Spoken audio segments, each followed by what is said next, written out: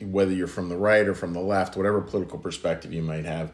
I don't know anyone who would look at what happened with Charlie Kirk yesterday and defend that at all. I mean, it was horrific. It was horrible.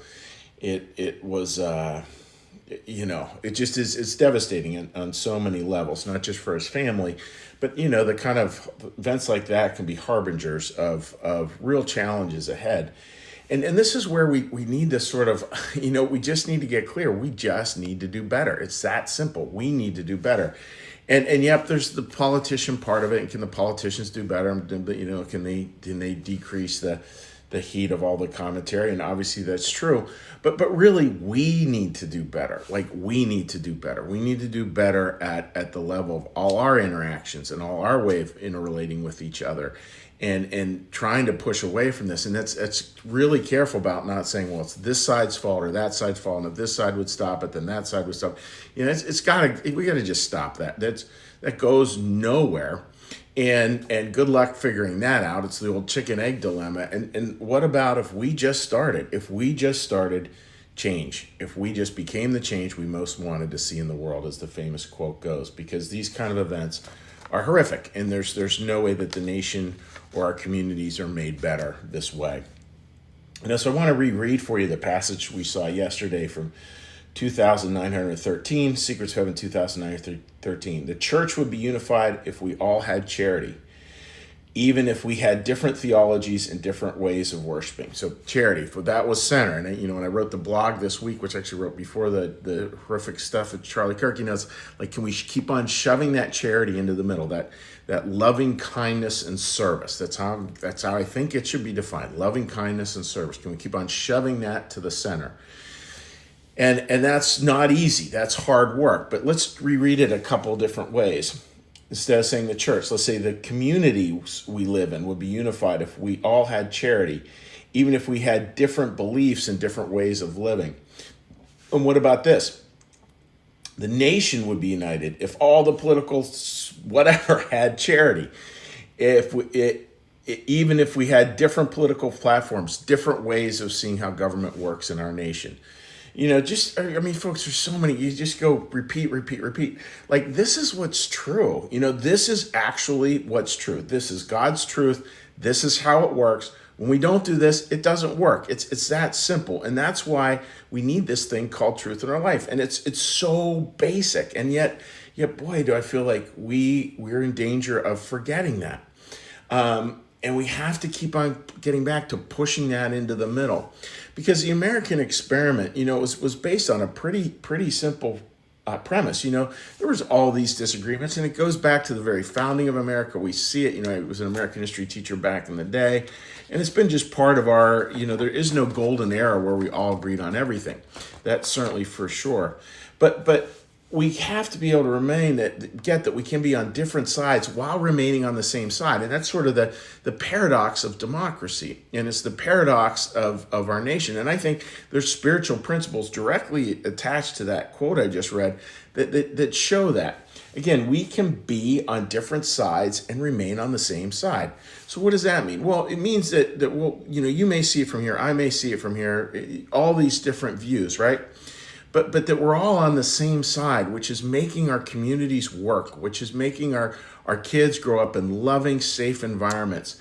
It means places where we can continue again and again to keep God central in our lives. Like just those things again and again and again. Loving kindness and service, pushing those into the middle. God's truth will constantly be telling us how to do it. As Christians, Jesus will constantly be saying, follow me. This is how we walk that path. This is how we walk that path. Because Jesus was definitely around all kinds of people who disagreed with him. And he was willing to say, in terms of this vengeance, anger, violence cycle, he was willing to say, stop. That's the whole story of the crucifixion. You can look at it deep, huge spiritual levels or very natural levels. That real firm stand of stop. This must end. So, these events, are horrific. Clearly, our prayers go out to his family. And this is not a time to think this is all of the right or this is all of the left. This is us. This is, I hate to say it, but this is what a lot of us are creating. We're creating this both from the right and the left. And we need to just do better. We need to do better. And where does that start? That starts with each one of us individually. Each one of us individually. Just remember, we can be on different sides and on the same side at the same time. And that same side is where we're really going to look for loving kindness and service, keeping that in the middle, and that being far more important than any different beliefs that we might have. So that's the thought for today, friends. And what we're going to do now is we're going to shift gears, and we're going to go into our little meditation, little prayer, and little blessing. So with that, dear friends, let's get a little breath and listen to the prayer bell.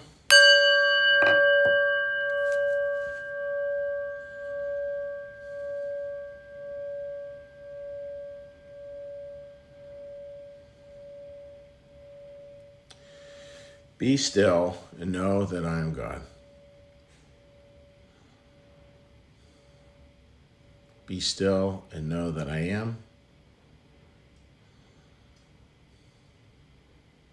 Be still and know that I.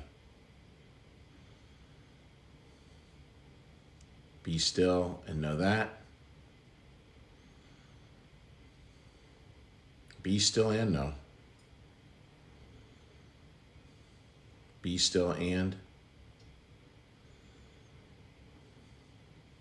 Be still. Be.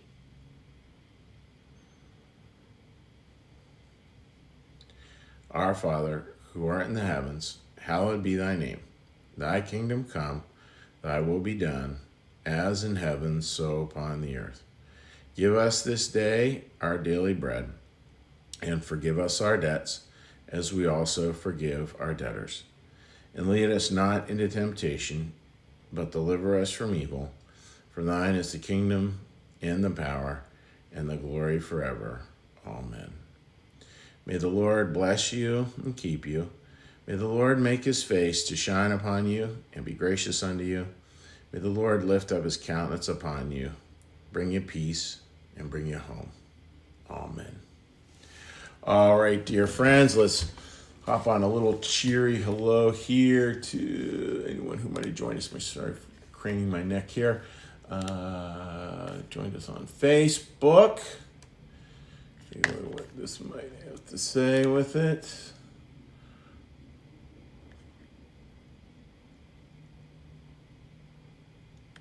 All right.